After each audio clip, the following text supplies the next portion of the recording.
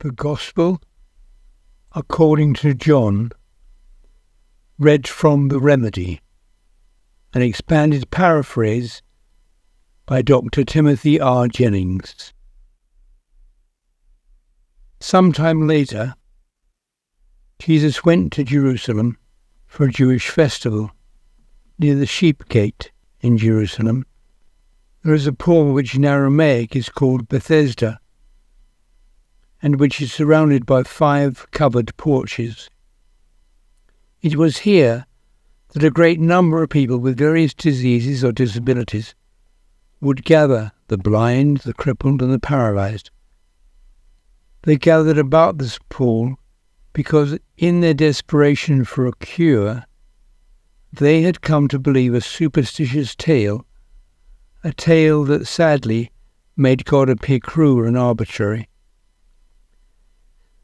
They erroneously believed that an angel would periodically come down and stir the waters, and whoever noticed that the waters were stirred and was first to enter the water was supposedly healed.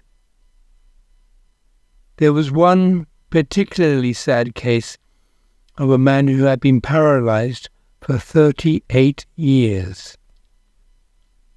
When Jesus saw him lying there and learned that he had been in this condition for such a long time, he asked him, "Do you want to get well?"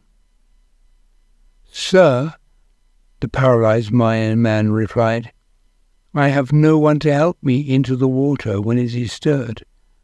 While I am trying to get in, those who are quicker and faster enter before me."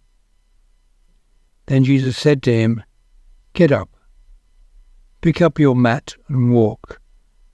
Immediately, the man was completely cured. He jumped up, picked up his mat and walked. This happened on the Sabbath, and when the legalistic Jews saw the man who had been healed carrying his mat, they said, "It is the Sabbath. The law forbids you to carry your mat." But he defiantly replied, "I was paralyzed for 38 years, and today a man completely healed me, something you priests and lawyers could never do. And this man told me, 'Pick up your mat and walk.'" So they asked him, "Who is this man who told you to pick up your mat and walk?" The man had no idea who it was, because Jesus had quietly slipped away. Jesus was so humble and meek that he never made a show or sought personal attention, but he always wanted God to be recognized. Later, Jesus found the man at the temple and said to him, "You are completely healthy again. Don't go back and engage in selfish behaviors. Such practices actually damage and destroy you, and you could easily damage yourself more severely next time." The man was glad to find out who had healed him, and went and told the Jews that it was Jesus who had made him well. Because Jesus was healing on the Sabbath, the Jews, who were more concerned with rules and regulations than restoring God's children to health, ridiculed and harassed him, seeking to undermine his ministry.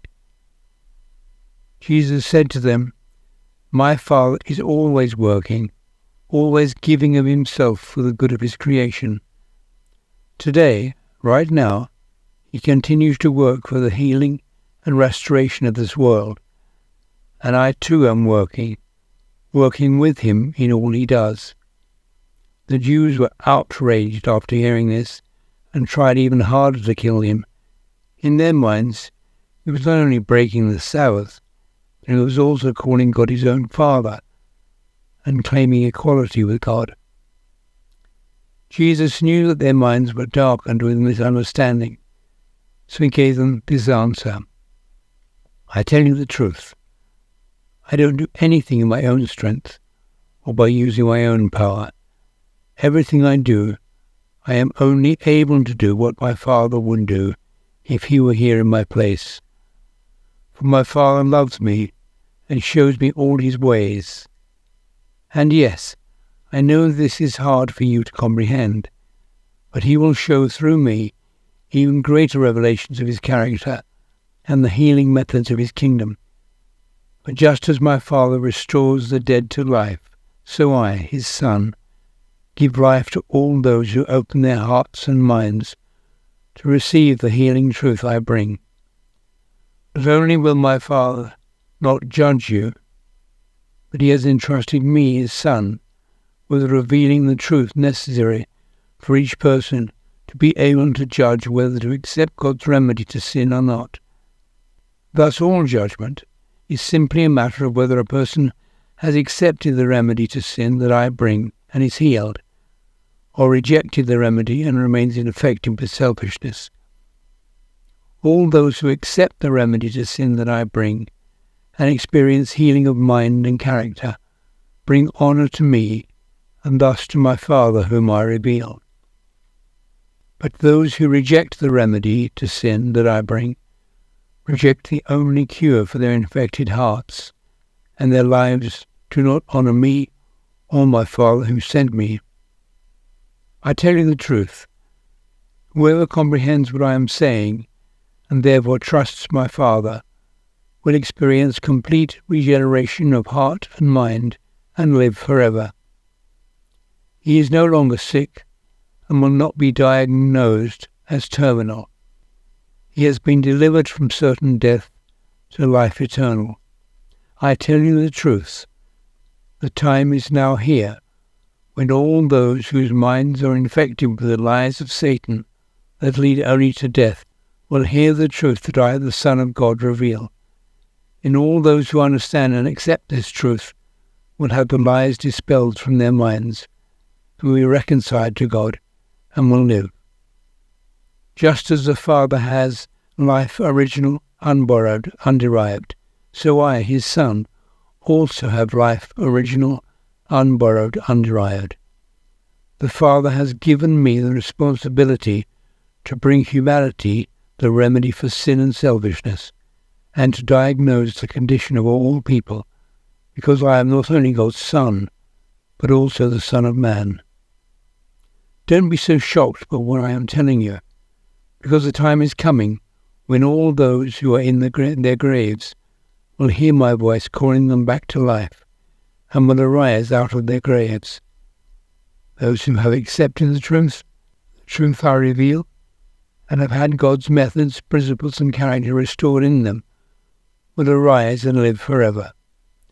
But those who have rejected the healing truth and preferred Satan's methods of selfishness, they will arise and, sadly, have their diagnosis reveal that their condition is terminal. I do nothing by myself, but everything I do is in harmony with my Father. I diagnose only as I examine the evidence, and my diagnosis is accurate because I am not seeking to make myself happy, but to bring joy to my Father who sent me. If the only evidence of who I am and of the truth I bring was my own proclamations about myself, such evidence would not be reliable. But there is an abundance of other evidence that verifies what I say is true, and this evidence is reliable and valid. You already inquired of John, and he has confirmed the truth of who I am. It is not because I need his testimony that I mention this, but I hope you will accept his testimony and be healed. John was a source of light, on fire to reveal the truth, and for a time you willingly rejoiced in it. I have evidence more compelling than John's testimony, the very work of revealing the truth of the Father's character, and the fact that his principles of love, truth, and freedom are the foundation of life, while exposing that Satan's principles of selfishness and survival of the fittest lead only to death. This is the work I am doing, and it is the evidence of who I am, and that the Father has sent me. Not only this, but the Father himself has given evidence that he has sent me. But you have never understood his truth, nor comprehended his character, nor do you have his methods in your hearts, because your minds are so in tune with Satan that the revelation I have brought about the Father is rejected as faulty. You diligently study the Scriptures because you think that in the Scriptures, in them, you will find some secret that will give you possession of eternal life. But the Scriptures are simply the written revelation about me. Yet, you refuse to come to me and accept the healing I offer and live. Praise from people is not important to me, nor does it matter to me. But I know you. I know you do not love God's methods of self-sacrificing love. You would not be willing to lay your life down for another. No, instead, you prefer Satan's methods of survival of the fittest, and you would gladly kill to protect yourself. I have come as a direct revelation of the Father, his thoughts made visible and audible, and you will not accept that the Father is like me, or that I am sent from the Father to reveal him. But if someone comes promoting their own agenda, seeking to make a name for themselves, you eagerly accept and praise them, because self-promotion is in harmony with your own self-centered hearts. How can you claim to trust God when you seek praise from each other, refuse to accept God's truth, and refuse to cooperate with him in the healing of your minds? Stop thinking that I will accuse you before the Father, that the Father's attitude is what determines your destiny. I and the Father are one, and we do not accuse anyone. Your destiny is determined by the choices you make, and by choosing to reject the remedy that Moses taught. You accuse yourselves. You claim to believe in Moses and tout him as your guiding light. But everything Moses wrote was designed to teach you about me. But since you have already rejected the remedy he wrote about, how are you going to believe the remedy now that I am here?